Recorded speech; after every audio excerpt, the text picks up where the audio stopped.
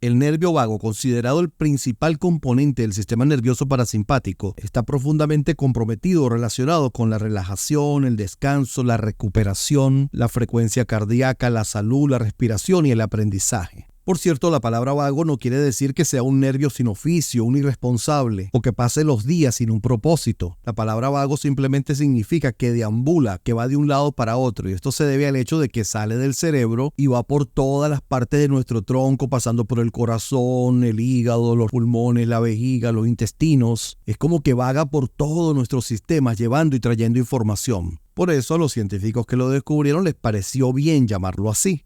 En gran manera, la salud de nuestro cuerpo en el presente y el cómo funcionarán nuestros sistemas al envejecer dependen del cómo tratamos, activamos y desactivamos el sistema nervioso parasimpático durante la infancia, la juventud, la primera etapa de la vida adulta y llegada a la vejez. ¿Qué es lo que quiero decir con esto? Que el exceso de actividad simpática enferma todos nuestros sistemas y al llegar a la etapa del envejecimiento comienzan a aparecer enfermedades que se originaron 20, 30 y hasta 50 años atrás. Cada vez que nos vemos envueltos en situaciones de angustia, imposibilidad, miedo, ansiedad, retos conflictivos, peleas, amarguras, enemistad, odio y amenazas, el sistema simpático se levanta como un gladiador. ¿Y para qué lo hace? Sencillamente quiere generar soluciones para que así el cuerpo pueda regresar a ese estado de paz, de placer en el que estaba antes de aparecer aquella situación de conflicto. Cuando él se activa, produce cortisol, glucagón, adrenalina, lo cual en dosis altas se convierte en un veneno para el ser humano, un veneno mortal.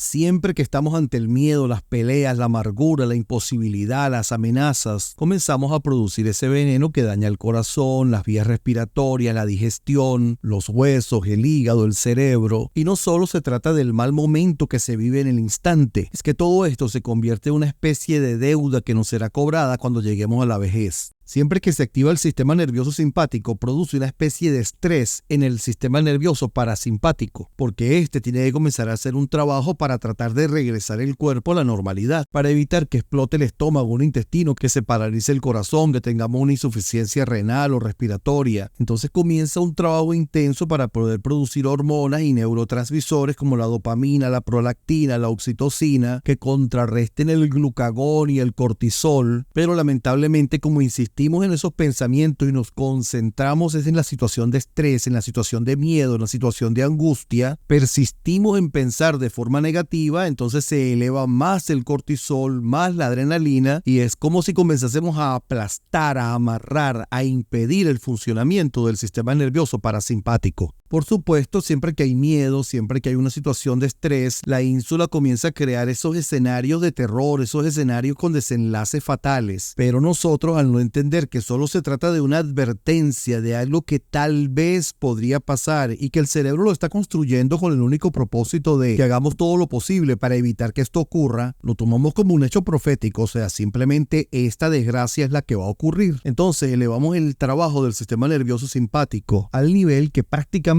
el sistema nervioso parasimpático colapsa, generándose un desorden en la comunicación entre el cerebro y el cuerpo. Y de allí se originan enfermedades en el sistema nervioso, el circulatorio, el respiratorio, el digestivo, el hormonal. O sea, desatamos el caos, comenzamos a producir muerte. ¿Y será que podemos prevenir esto? ¿Podremos ayudarnos a nosotros mismos y ayudar a nuestros hijos o ayudar a nuestra familia, a nuestros estudiantes? Sí, efectivamente sí. Cada vez que un profesor, un papá o mamá, un pastor, un sacerdote o un líder le evita estrés a otra persona, cada vez que evita amenazarlo, asustarlo o retarlo sin propósito, le está evitando la producción de cortisol, está evitando que en él se active el sistema nervioso simpático. Y ya esto es de mucha ayuda. Bueno, otro ejemplo podría ser cuando nosotros vamos por la calle conduciendo nuestro auto y amablemente le cedemos el paso a un peatón o frenamos para que otro conductor pueda pasar, cedemos el paso, nos comportamos como seres racionales, seres pensantes, personas educadas. No solo evitamos una subida de cortisol en nosotros, sino que le estamos generando salud al otro conductor. Y así hay muchas otras maneras de activar el sistema nervioso parasimpático en nosotros y las personas que nos rodean. Por ejemplo, reírnos, aunque parezca mentira o irreal.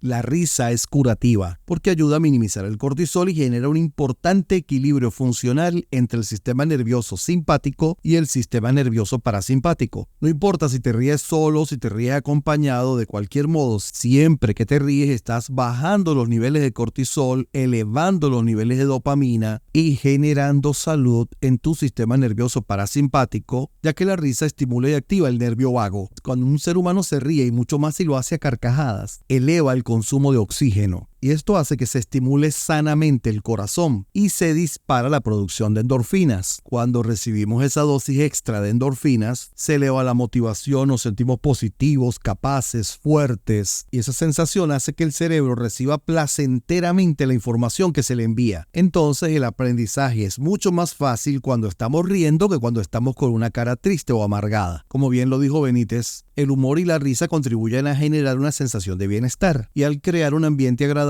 entre docentes y estudiantes, se revierte en un aprendizaje más divertido y más efectivo. Así que un docente puede elegir cuál es el ambiente en el que va a permitir que se desarrolle su clase. Puede crear escenarios de amargura, de miedo, de terror, o escenarios donde los estudiantes puedan reírse y reírse bastante para terminar descubriendo que él y cada uno de los que están aprendiendo de él van a tener vidas más sanas, van a disfrutar el aprendizaje y van a aprender mucho más sobre el tema que se les está enseñando. Otra cosa que podemos hacer para tener un nervio sano, estimulado, activo, es cantar. Sí, así es, efectivamente. El karaoke te puede regalar años de vida. Al cantar estimulamos las cuerdas vocales y esto estimula el nervio vago. Escuchar música y cantar hace que se active nuestro sistema nervioso parasimpático. Y con esto no estoy diciendo que debemos convertir las aulas de clase en un musical al estilo de Disney, pero sí que consideremos y tengamos presente que cantar y que la música puede ser un aliado, un recurso importante en el proceso de enseñanza y aprendizaje. Cantar puede convertirse en una técnica de relajación que estimule la salud mental. Y tampoco estoy diciendo que lleve música de Mozart al aula, porque esto del efecto Mozart, aparte de ser un fraude, un simple mito publicitario, es muy probable que genere desagrado en los estudiantes. Cada quien debe escuchar y cantar la música que le agrada, porque al escuchar y cantar algo que nos agrada, producimos dopamina, producimos oxitocina. Además que estamos generando una vibración, un movimiento, un fluir de energía en las cuerdas vocales que es similar a cuando hacemos gárgaras, y esto ayuda en gran manera al nervio vago y al sistema nervioso parasimpático.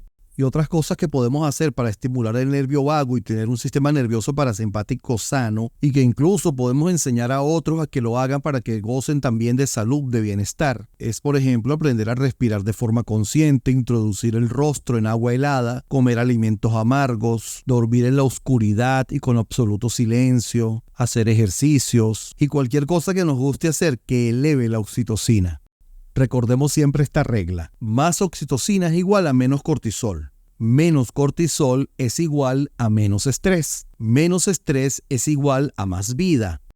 Lo cual podemos traducirlo sencillamente en que cada vez que hacemos lo que nos gusta o estamos con alguien que nos agrada, nos conectamos a la vida.